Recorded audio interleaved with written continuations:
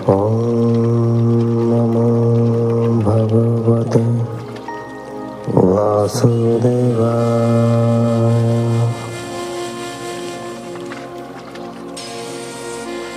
ॐ नमो भगवते वासुदेवाय।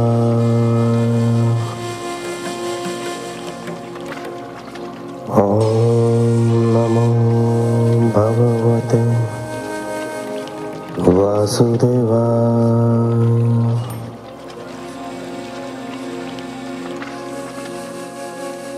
आप सुन रहे हैं हिंदू रिचुअल्स, हिंदू रीति रिवाज द्वारा प्रसारित श्रीमद् भागवत महापुराण।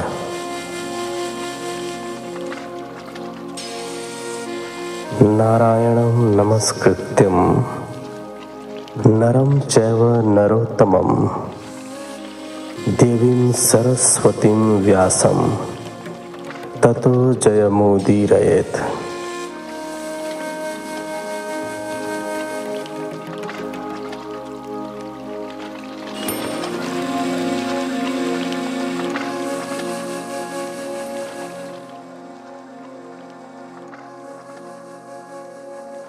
दशम स्कंध के इस एपिसोड में आप सुनेंगे 28वें अध्याय से लेकर 30वें अध्याय तक। तो चलिए कथा प्रारंभ करते हैं 28वें अध्याय से। 28वां अध्याय। वरुण लोक से नंद जी को छुड़ाकर लाना। श्री शुकदेव जी ने कहा, परीक्षित, एक बार नंद बाबा ने कार्तिक शुक्ल एकादशी को उपवास किया और उसी रात, क्योंकि द्वादशी लगने वाली थी, इसीलिए उन्होंने रात्रि में ही स्नान करने के लिए यमुना में प्रवेश किया। नंद बाबा को तब इस बात का ज्ञान नहीं था कि रात्रि में नदी में स्नान करना वर्जित माना जाता है, क्योंकि उसे असुरों की वेला कहा जाता है। जैसे ही नंद बाबा ने जल में प्रवेश किया, वैसे ही जल के देवता वरुण के एक असुर सेवक ने उन्हें पकड़ लिया और वह उन्हें वरुण लोक ले गया। उधर ब्रज में नंद बाबा के जल में डूब जाने का समाचार जंगल की आग की भांति फैल गया। सभी लोग रोने कलपने लगे। भगवान श्री कृष्ण ने सुना तो उन्होंने सबसे पहले माता यशोदा और ब्रजवासियों को आश्वस्त किया और वे यमुना की ओर चल पड़े। उधर असुर सेवक नंद बाबा को लेकर जब लोकपाल वरुण देव के सामने पहुंचा तो वे चौंक पड़े। उसी समय उनके पीछे पीछे श्री कृष्ण भी वहां पहुंच गए।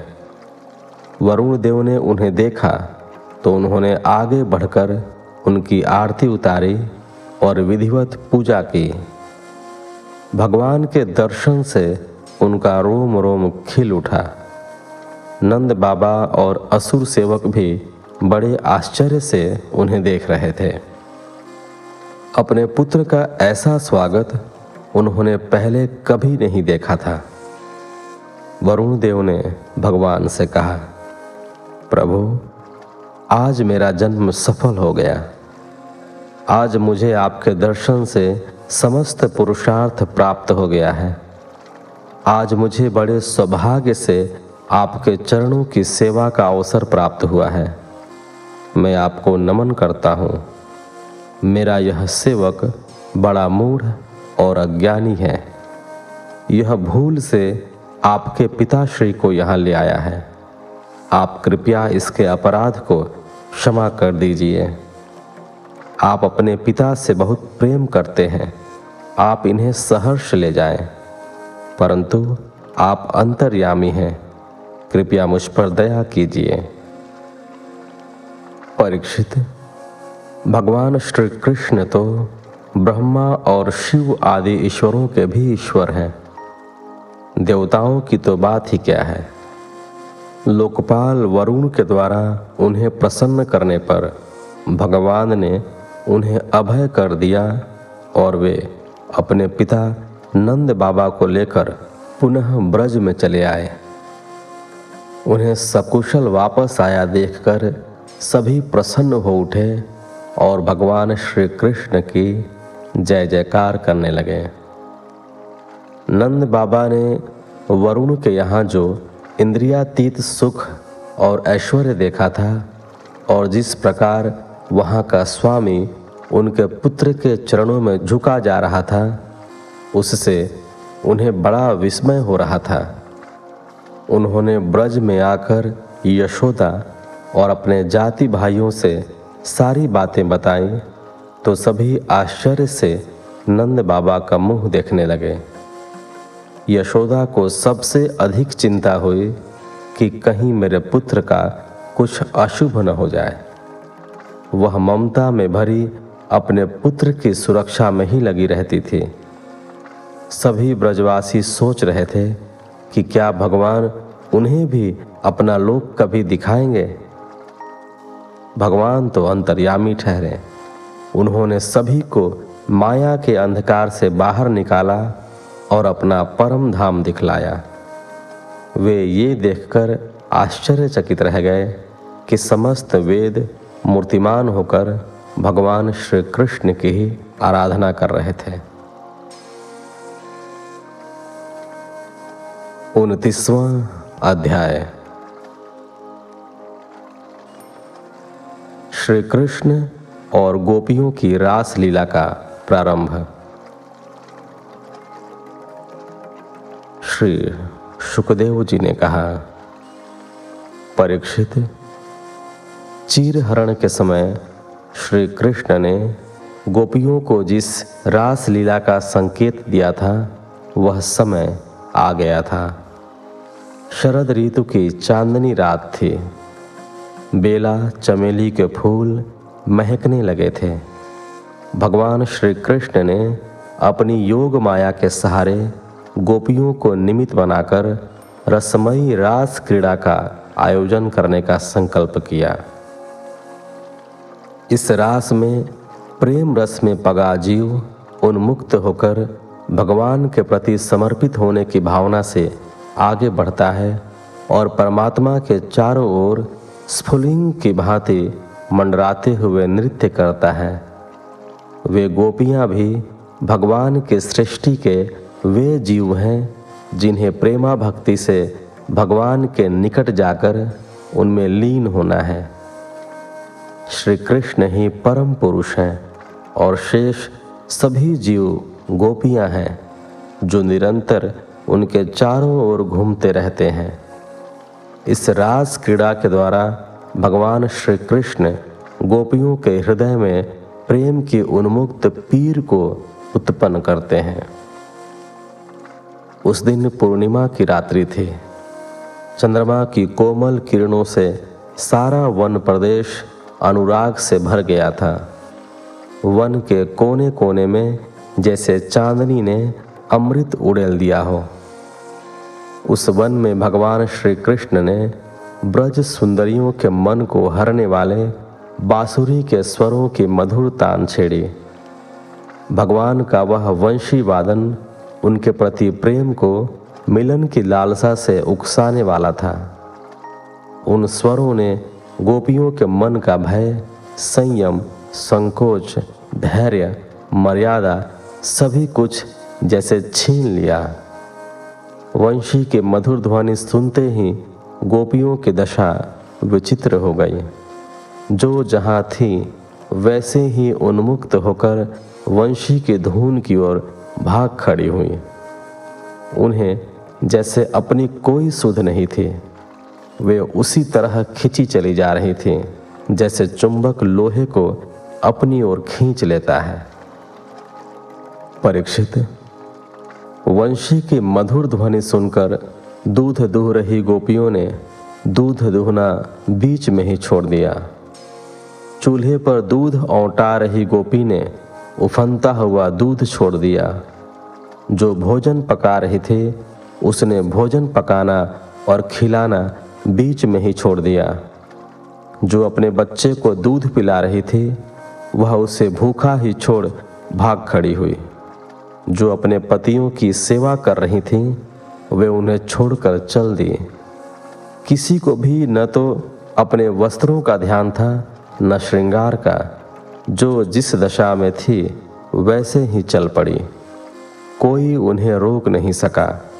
उनके पति, पुत्र, पिता, माता, भाई आदि सभी उनकी बदहवासी को देखते खड़े रह गए।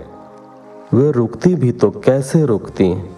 उन पर श्री कृष्ण की बांसुरी के स्वरों का जादू चल गया था। वे सम्मोहित सी होकर भागी चली जा रही थीं।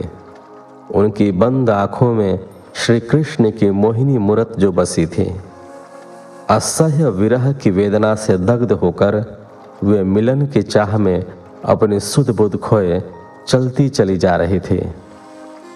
सभी को श्री कृष्ण के निकट पहुंचने की जल्दी थी। एक दूसरे से टकराती धकियाती वे दौड़ी चली जा रही थी।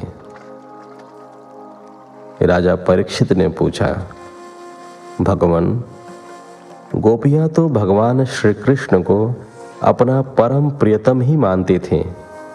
उनका उनमें ब्रह्म भाव नहीं था। इस प्रकार तो उनकी दृष्टि प्राकृत गुणों से ही युक्त दिखाई पड़ती है। ऐसी स्थिति में उनकी संसार से निवृत्ति कैसे हुई? श्री शुकदेव जी ने कहा, राजन, जैसे चेदीराज शिशुपाल भगवान के प्रति द्वेष भाव रखने पर भी अपने प्राकृत शरीर को त्याग कर अप्राकृत शरीर से उनका पार्षद बन गया था, इसी प्रकार गोपियों का प्राकृत शरीर कहीं भी रहा हो, परंतु उनका अप्राकृत अर्थात सूक्ष्म शरीर श्री कृष्ण के रूप माधुरी में खो गया था। परीक्षित, भगवान श्री कृष्ण वास्तव में प्रकृति संबंधी वृद्धि, प्रमाण और गुणों से रहित हैं। वे तो निराकार, अनंत, अप्राकृत, परम कल्याण स्वरूप गुणों के एकमात्र आश्रय हैं। उन्होंने अपना यह जो स्वरूप प्रकट किया है और अपनी लीलाओं को दर्शाया है, उसका एकमात्र प्रयोजन इतना ही है कि जीव उसके सहारे अपना परम कल्याण निश्चित करे। इसलिए भगवान से संबंध अर्थात योग हो जाना ही जीव का लक्ष्य होना चाहिए। वह संबंध कैसा भी क्यों न हो, होना चाहिए। वह क्रोध का, द्वेष का, प्रेम का कैसा भी हो सकता है। चाहे जिस भाव से अपनी वृत्तियों को जोड़ा जाए, वे सभी भगवान से जुड़ती हैं। नकारने में भी भगवान की स्मृति छिपी रहती है। वह नकारात्मक स्मृति सीधे भगवान से ही जुड़ती है। इतिहास के खलनायक जो भगवान के ध्रुव विरोधी रहे हों, उनकी स्मृति में ही जीते रहते हैं।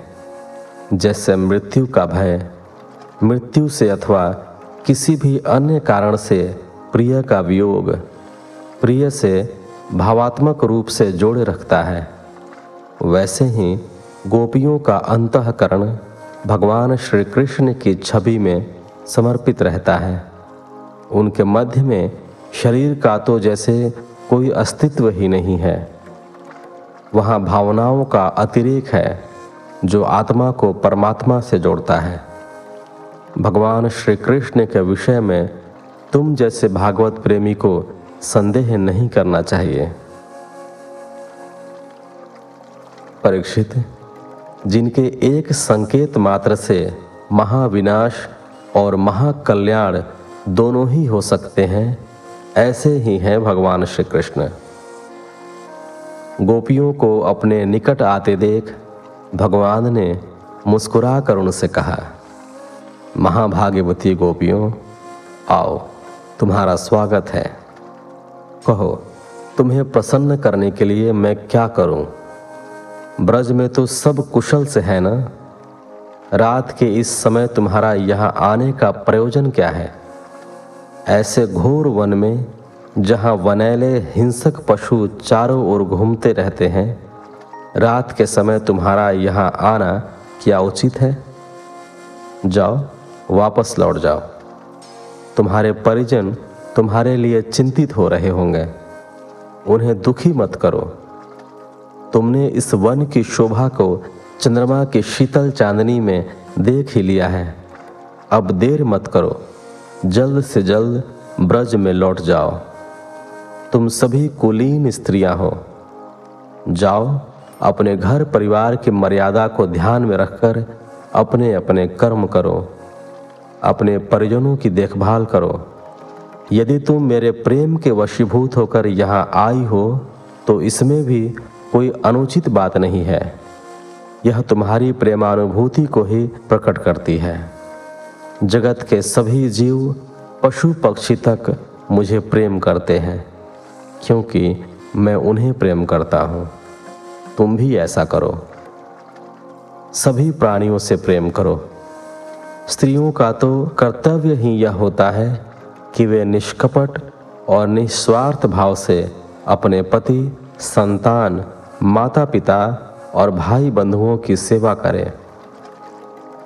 उत्तम लोक को प्राप्त करने की अभिलाषा रखने वाली स्त्रियों को पाप का मार्ग छोड़कर अपने पतियों की सेवा करनी चाहिए, भले ही वह कैसा भी क्यों न हो।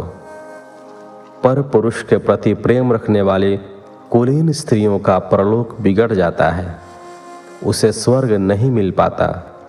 लोक में व्यर्थ का अपयश अलग से होता है, उसे नरक प्राप्त होता है। मेरी लीला और गुणों के श्रवण से, मेरे रूप के दर्शन से, मेरे प्रति ध्यान देने से, मेरी स्तुति और भजन कीर्तन करने से निश्चित रूप से प्रेमा भक्ति प्राप्त होती है। यह प्रेमा भक्ति मेरे निकट रहने से नहीं होती, इसे अंतःकरण में रखना होता है। इसलिए देवियों, समाज की मर्यादा को ध्यान में रखकर तुम वापस चली जाओ। परीक्षित, भगवान श्री कृष्ण के इस प्रकार के अप्रिय उपदेश को सुनकर गोपियां उदास और खिन्न हो गईं। उनकी आशा टूट गई। वे चिंता के अथाह सागर में डूबने उतराने लगीं। उन्होंने अपने मुंह लटका लिए, आंखों से अश्रु बहने लगे, पैर के नाखूनों से वे मिट्टी कुरेदने लगीं। उनकी लंबी लंबी सांसें चलने लगीं। उनसे कुछ भी बोला नहीं गया, वे चुपचाप खड़ी रहीं। जिन गोपियों ने श्याम सुंदर के लिए अपने समस्त भोग और कामनाएं छोड़ दी थीं, जिनका कृष्ण में अगाध प्रेम था, उन्होंने जब कृष्ण की निष्ठुरतापूर्ण बातें सुनी तो उन्हें वे बातें बड़ी अप्रिय लगीं। उन्हें बड़ा दुख हुआ। अपने अश्रुओं को रोककर उन्होंने कुछ पलों बाद श्री कृष्ण से कहा। गोपियां बोली, प्यारे कृष्ण, तुम हमारे हृदय की बात जानते हो। तुम्हें इस प्रकार निष्ठुरता भरी बातें करके हमारा हृदय नहीं दुखाना चाहिए। हम तो अपना सब कुछ छोड़कर तुम्हारे चरणों से प्रेम करती हैं। हम जानती हैं कि तुम बड़े हठीले हो। हमारा तुम पर कोई वश भी नहीं है। तुम अपनी मर्जी के मालिक हो, स्वतंत्र हो, पर हमारे प्रेम को इस प्रकार से मत ठुकराओ। जैसे भगवान नारायण कृपा करके मोक्ष चाहने वालों से प्रेम करते हैं और अपने भक्तों को स्वीकार कर लेते हैं, वैसे ही तुम भी हमें स्वीकार करो। हमारा इस प्रकार से त्याग मत करो। प्यारे श्याम सुंदर, तुम तो घट घट वासी हो, सभी धर्मों के कर्म को जानते हो। तुम्हारा यह कहना सत्य है कि हमें अपने परिजनों की सेवा में अपना चित्त लगाना चाहिए, परंतु हम जब तुम्हारी सेवा करना चाहती हैं तो इसमें अनुचित क्या है? हमने तो तुम्हें परम पुरुष भगवान माना है। तुम सभी प्राणियों के प्रियतम हो, उनसे प्रेम करते हो, तो हम तुमसे क्यों न प्रेम करें? हमारे इस अधिकार को छीनने वाले तुम कैसे हो सकते हो? आत्मज्ञान में निपुण महापुरुष, भक्तजन, महात्मा, ऋषि मुनि सभी तो तुमसे प्रेम करते हैं, क्योंकि तुम नित्य हो, प्रिय हो, परमात्मा हो। अतः हे परमेश्वर, हम पर प्रसन्न हो, हम पर कृपा करो। हे कमल नयन, हमने सदा से तुम्हारे रूप माधुरी को अपने हृदय में बसा कर रखा है। हमारे इस पूंजी को हमसे मत छीनो। हे मनमोहन प्यारे, अभी तक तो हमारा चित्त घर के काम धंधों में लगा रहता था, परंतु तुमने देखते देखते ही हमारे चित्त लूट लिए हैं। सभी आनंद देने वाले हे आनंद धन, अपनी प्रेम वर्षा से हमें वंचित मत करो। हमने तुम्हारे चरण कमल पकड़ रखे हैं, हम यहाँ से एक पग भी हटने को तैयार नहीं हैं। फिर हम ब्रज में कैसे जा सकती हैं? वहाँ जाकर हम करेंगे भी क्या? हमारा चित्त अब किसी काम में नहीं लगता। हर समय तुम्हारी मोहिनी मूरत हमारी आंखों के सामने घूमती रहती है। हे प्राण वल्लभ, हमारे प्यारे कृष्ण, प्यारे सखा, तुम्हारी मंद मंद मुस्कानों से प्रेम भरी चितवनों ने, तुम्हारी बांसुरी के इन मधुर स्वरों ने हमारे हृदय में तुम्हारे प्रेम और तुमसे मिलन की आग को और भी जोर से धधका दिया है। उसे अब तुम ही अपने अधरों की रसधारा से शीतल कर सकते हो। नहीं तो प्रियतम, हम तुम्हारी विरह व्यथा में जल कर राख हो जाएंगे। हे कमल नयन, हे मोहन प्यारे, हे मुरलीधर, तुम्हें वन और वनवासी बहुत प्रिय हैं। तुम भी उन्हें प्रेम करते हो, इसीलिए तुम सदा यहाँ वन में भटकते रहते हो। जिन चरणों के स्पर्श के लिए स्वयं श्री लक्ष्मी जी तरसती रहती हैं, उन चरणों का स्पर्श का सुख विधाता ने हमें दिया है। तुम्हारे इन चरणों का स्पर्श हमारे सारे कष्टों को दूर करने वाला है। हम इस स्पर्श के लिए अपना सभी कुछ छोड़कर तुम्हारे पास आई हैं। हमें किसी लोक लाज का भय नहीं है। तुम्हारे प्रेम की अग्नि में हमारा रोम रोम जला जा रहा है। तुम हमें अपनी दासी के रूप में ही स्वीकार कर लो। हमें सेवा का अवसर प्रदान करो प्रियतम। हम तुम्हारे इस रूप जाल में इस प्रकार से उलझ गई हैं कि अब हमारा इसमें से निकलना असंभव है। प्यारे श्याम सुंदर, तीनों लोकों में ऐसी कौन स्त्री होगी जो तुम्हारी इस मुरली की तान को सुनकर विचलित नहीं हो जाएगी और अपने सारे बंधन तोड़कर तुम में अनुरक्त नहीं हो जाएगी। हमसे अब तक यह बात छिपी नहीं है कि भगवान नारायण की भांति आप ब्रजमंडल का दुख और भय हरने के लिए धरती पर आए हो। हम इस ब्रजमंडल की दुखी गोपियां हैं। मिलन की आकांक्षा से हमारा वक्षस्थल जला जा रहा है। तुम अपनी इन दासियों के वक्षस्थल पर अपना सिर रखकर इसकी आग को बुझा दो और हमें जीवन दान दो। परीक्षित, गोपियों की इस व्यथा और व्याकुलता से भरी वाणी को सुनकर योगेश्वर श्री कृष्ण का हृदय करुणा से भर उठा। उन्होंने सभी को अभय दान देते हुए अपने आप को गोपियों के अनुकूल कर दिया। वे गोपियां उन्हें चारों ओर से घेर कर खड़ी थीं। भगवान ने अपने अधरों पर फिर से मुरली को धरकर उसमें फूंक मारी तो उसमें से अनिर्वचनीय मधुर स्वर फूट निकले। गोपियां उन स्वरों में सराबोर होकर कृष्ण की महिमा के गीत गाती हुई घूम घूम कर नृत्य करने लगी। भगवान ने अपनी बाकी चितवन और हाव भाव से उन्हें आनंद के महासागर में स्नान करने के लिए छोड़ दिया।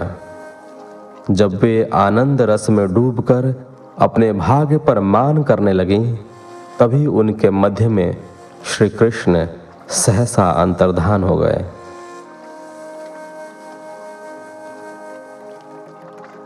तीसवां अध्याय। श्री कृष्ण के विरह में गोपियों की दशा का वर्णन।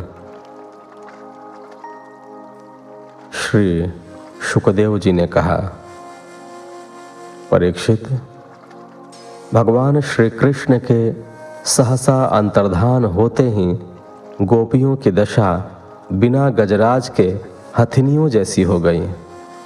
उनके प्रेम भरे हाव भाव का ध्यान करके वे बेसुध सी हो गईं। उस समय वे भगवान श्री कृष्ण के प्रेम में इतनी सराबोर हो गई थीं कि उन्हें श्री कृष्ण और गोपियों में कोई अंतर ही दिखाई नहीं दे रहा था। वे स्वयं को ही कृष्ण समझने लगी थीं। वे मतवाली सी होकर वन की झाड़ियों और वीथियों में उन्हें ढूंढने लगीं। वे पेड़ पौधों से उनका पता पूछने लगीं। वे कभी पीपल के वृक्ष से तो कभी अशोक के वृक्ष से, कभी तुलसी के पौधे से तो कभी पुष्पों पर मंडराते हुए भौरों से, कभी मालती लता से तो कभी जूही के फूलों से, कभी रसाल से तो कभी कचनार की झाड़ी से, कभी आक के पौधों से तो कभी जामुन के पेड़ से, कभी कदम से तो कभी नीम से कृष्ण का पता पूछने लगीं कि क्या उन्होंने उनके प्रिय कृष्ण को देखा है। व्याकुल होकर अश्रुपात करते हुए वे कभी किसी हरिण से पूछती तो कभी हवा में उड़ते किसी पक्षी से पूछने लगती। जब कोई उन्हें पता नहीं बताता तो वे आपस में ही पूछने लगती। इस प्रकार वे गोपियां प्रलाप करती हुई भगवान श्री कृष्ण को ढूंढते ढूंढते कातर हो रही थीं। उनका आवेश इतना अधिक बढ़ गया था कि वे भगवान की लीलाओं को स्वयं ही करने लगती थीं। कोई पूतना बनती तो दूसरी कृष्ण बनकर उसके स्तन चूसने का अभिनय करने लगती। कोई छकड़ा बनकर बैठ जाती तो दूसरी अपनी पैर की ठोकर से उसे गिरा देती। कोई कृष्ण बन घुटनों चलने लगती तो कोई यशोदा बनकर उसे छड़ी से पीटने का अभिनय करती। कोई कृष्ण बनकर बांसुरी बजाने लगती तो बाकी गोपियां उसके चारों ओर नृत्य करती, घूमने लगती। कोई गोपी दूसरी गोपी को कृष्ण समझकर उसकी बाहों में बाहें डालकर नृत्य करने लगती तो कोई गोवर्धन उठाने की लीला करती। इस प्रकार लीलाएं करते हुए उन्हें काफी समय व्यतीत हो गया। वे किसी गोपी के चरण चिन्ह देखती तो उसे ही श्री कृष्ण का चरण चिन्ह समझकर उसे चूमने लगती। इस प्रकार श्री कृष्ण को ढूंढते और व्याकुल होते हुए उन्हें काफी समय बीत गया। रात्रि गहराती जा रही थी, परंतु श्री कृष्ण का कहीं पता नहीं था। गहन वन में आगे जाने का उनसे साहस नहीं हो सका। हार कर वे वापस चली आईं। परीक्षित, गोपियों का मन श्री कृष्ण में रम गया था। उनके मुख से श्री कृष्ण की चर्चा के अतिरिक्त कुछ और निकलता ही नहीं था। उनके शरीर से केवल श्री कृष्ण के लिए और श्री कृष्ण की ही चेष्टा हो रही थी। उनका रोम रोम श्री कृष्णमय हो गया था और आत्मा श्री कृष्ण के पावन स्वरूप में पूरी तरह से डूब गई थी। वे केवल उनके गुणों और लीलाओं का ही गान कर रही थीं और उसी में तन्मय होकर अपने घर को भूल गई थीं। वे वहां से चलकर यमुना के तट पर जा पहुंचे। इस प्रकार 30वें अध्याय के साथ इस एपिसोड को यहीं विराम देते हैं। मिलते हैं आपसे अगले एपिसोड में। तब तक के लिए धन्यवाद। जय श्री हरि।